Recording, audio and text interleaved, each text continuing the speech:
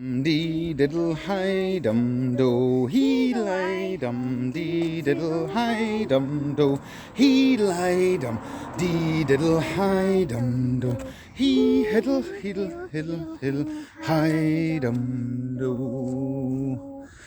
What are we the day, boys and girls? Tullibody. Tullibody. Now, where is Tullibody? Can you remember? Scotland. It's in Scotland. It's in the central region of Scotland, no less. And it was one of the oldest villages in Scotland. Did you know that? No. Well, yeah. Oh, did you? Did you know Tullibody was one of the oldest villages in Scotland, did you? Mm-hmm. And you can sort of see that when we're looking at the houses around here, can't you? Yeah. Some of these look very, very old. Now, the name for Tullibody used to be, in Pictish times, Tullibody. Okay? Yeah. Now, where we're situated is just north of the River Forth and just south of the Ochils. Now, do you know which hill that is in front of us there? Demaya? Demaya! Well done, William. How did you know that? Lucky guess. Was that just a lucky guess? Yeah. I can see a tiny little hill at the very top of it. Now, there is about 9,000 people that live here these days, which is quite a lot of people for a wee village, or what used to be a wee village. Come out the way, Chloe, somebody's coming. In a wee county. For a wee village in the wee county, that's right. Now, there are remains of humans' activity here back to 4000 BC. Including a church with its roof. Well, we'll get to the church later. So, the oldest civilization known here was back in the Mesolithic period. And that was around 4000 BC. And we know this because at the golf course just behind us there, Brayhead Golf Course, they found a bing, or an old scrap heap containing mussels and cockles and scallops. Can you believe that? So 4,000 years ago, there was people here eking out a living, wasn't there? Yes. In the Middle Stone Age, the Mesolithic period. And also back then there was something called a hair stain, which is now part of the War Memorial, which is said to have been part of the original stone circle for the Druids. Can you believe that? Interesting. Absolutely fantastic, isn't it? Now, the church that we just passed here, the Auld Kirk, the one right there with no roof, that dates back to the end of the 4th century. Now, at that time there probably wasn't a church here, but in Scotland, religion was brought here by a gentleman named St. Serf. And he came up the river from Couris, along here, and he was a man that brought religion to the whole country, not just this area. So this was where he stopped in either the 4th or the 5th century on his journey to Alva, which is just over the hill. And he preached right here to the people of Tullibody. Can you believe that? No. Now, have you ever heard of a man called Kenneth MacAlpine? No. No? No. Okay, so Kenneth MacAlpine was the King of Scotland. And he amassed an army here on the Bengal Bridge, or Bengal Brae, sorry, not the bridge, before he fought and subdued the Picts. Now, what we know about the Picts is, we've talked about them before, haven't we?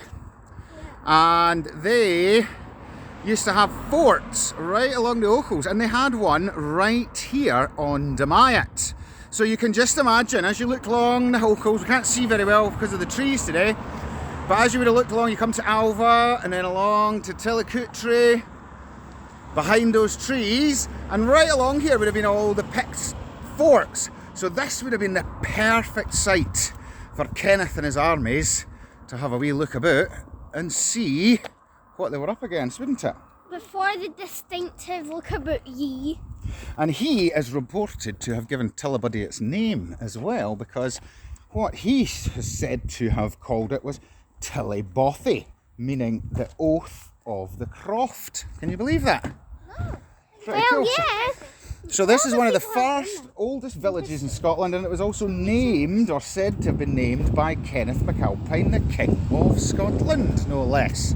That's the actual seen another cool car.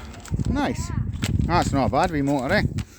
Thinks it's a Celica. Now, David I of Scotland was responsible for Tullibody's claim to fame when in 1149 he granted the lands around here for fishing rights to Cambus Kenneth Abbey and erected the Auld Kirk. So that's this place just over here that we walked past. So this church here wasn't built until around 1149. So how many years ago was that, William? 1149. 1149. Can you think? Yeah.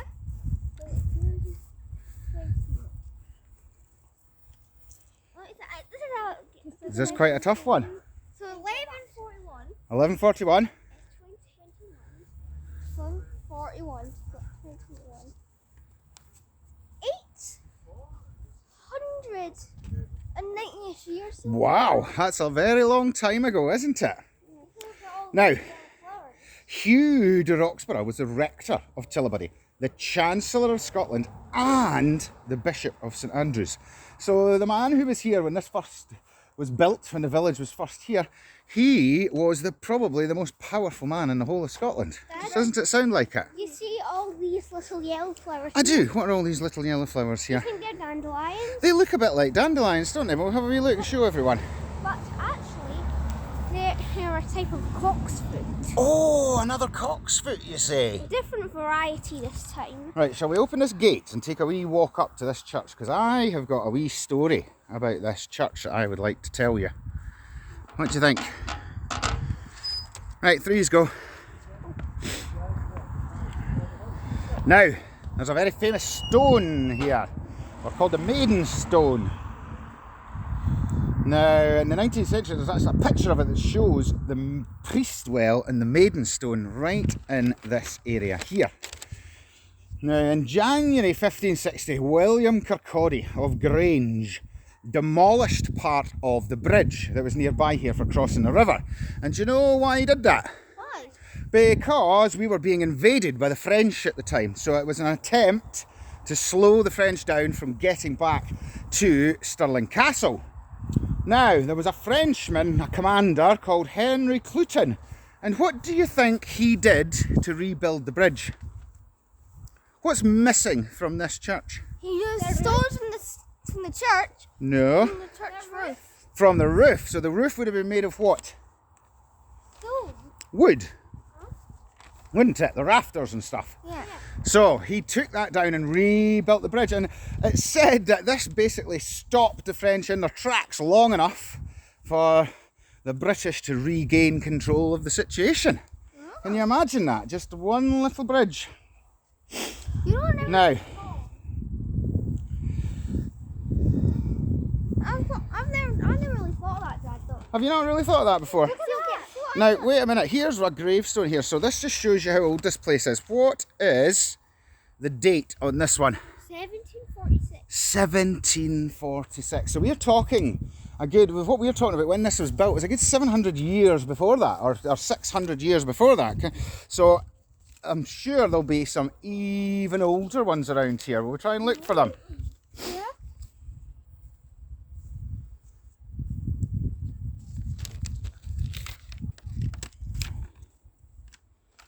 Now, it's really old. Look at this one here. I can't look the writing on it. The writing on it's so old, it's been worn away, hasn't it? Yeah. I can make a 3-5 out there, and I can make out May, but I can't see what year now. That 1335? 1335, you think? Aye. Wow. J 1735. Cool. Yeah, that's 1735. Now, Scotland, or Tullibody primarily, were at the centre of the ecclesiastical ructions in Scotland during the Great Disruption. What do you think the Great Disruption was? There's a sick one from 1699. 1699. Do you know what the Great Disruption might have been? No. No? Some sort of big invasion? Well, sort of. It was a differing opinion in religious belief. So what it meant was that the Church of Scotland, which is that church over there, tried to impose a minister. So they decided who the minister was. But the people who lived here wanted to choose their Minister. Their own minister. So what happened was the minister and his wife actually left the church and they set up something called the Free Church, which is still here today in Scotland. Although it's not very free. So, there's actually a picture from here, a very famous picture called The Quitting of the Manse. So there's a picture of the minister and his wife leaving the manse or the church house here. And it meant that during the Great Disruption, up to a third of all ministers quit the church in Scotland and started a new one. And it was at considerable cost to themselves in terms of their living arrangements, their salary, etc., etc. Now, there are a number of poems that are written about this particular church, and one of them tells a very sorry tale about the Maid of Myreton. Now, this is long lived in Tullibody's history because the poem is about the minister John Beaton, the parish priest. And he fell in love with a woman named Martha, the only child of Wishart, the laird of Tullibody. Now, the affair did not end well, with her dying of a broken heart. And she left a letter to her father. Would you like to hear what she wrote? Yes. Place me in a coffin made of stone,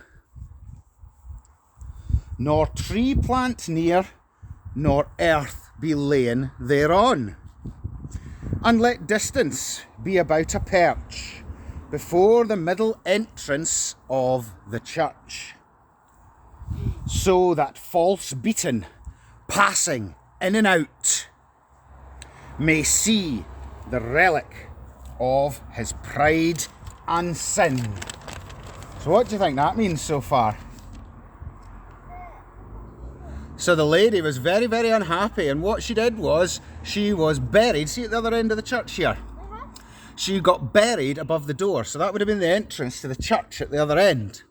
And what they did was brick it up, and they put her coffin above the top, so when the minister was going in and out, he would have to think about what he had done. Let's read the next part. He saw it not, already he had fled. Another priest read service o'er the dead, and those who sought him in vain. He never was seen by a living man again. Long ago the church was wrapped in silent gloom, the door built up that faced the Maiden's tomb.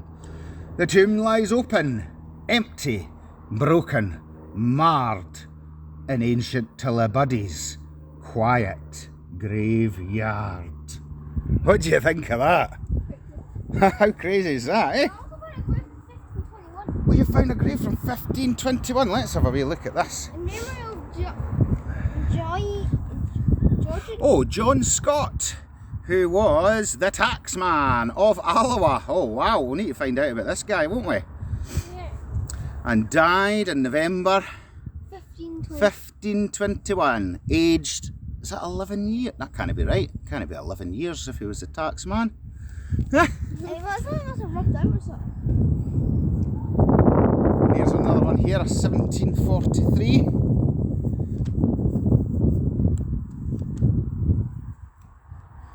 Now, these poems also mention another interesting thing, which was an iron coffin. And why would anyone ever have an iron coffin? What did they used to do in the graveyards in the old days that they weren't meant to do? They used to dig up the graves. They used to dig up the graves for treasure, William, that's right. So the iron casket was used to thwart the grave robbers. Can you believe that? No.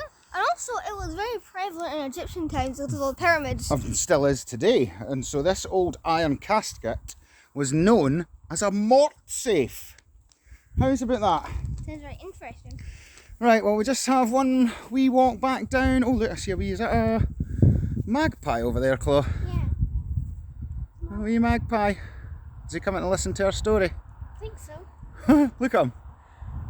He's a cutie. Oh, he's running away behind the gravestone. Right, come on, let's take a wee walk back down and see if we can see anything else that's quite interesting. Crows may be unexpectedly adorable. Crows may be unexpectedly adorable, you say? Yeah. Nice one.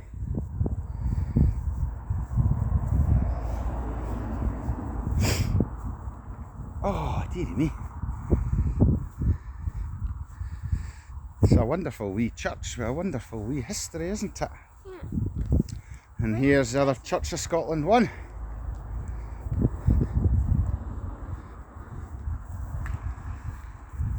Right, well, we'll have a wee look at this bell as well.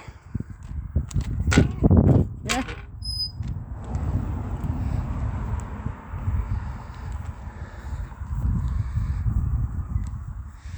Now, I don't know anything about this one, but I presume this will have something to do with the old church. In fact, you know what this might be?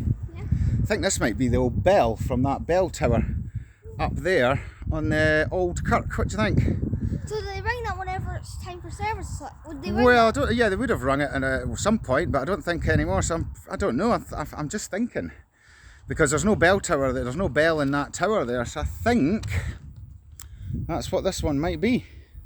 And if I look underneath it, the part that rings has been taken out. Has it? Yeah. So there's no bit inside to make it go.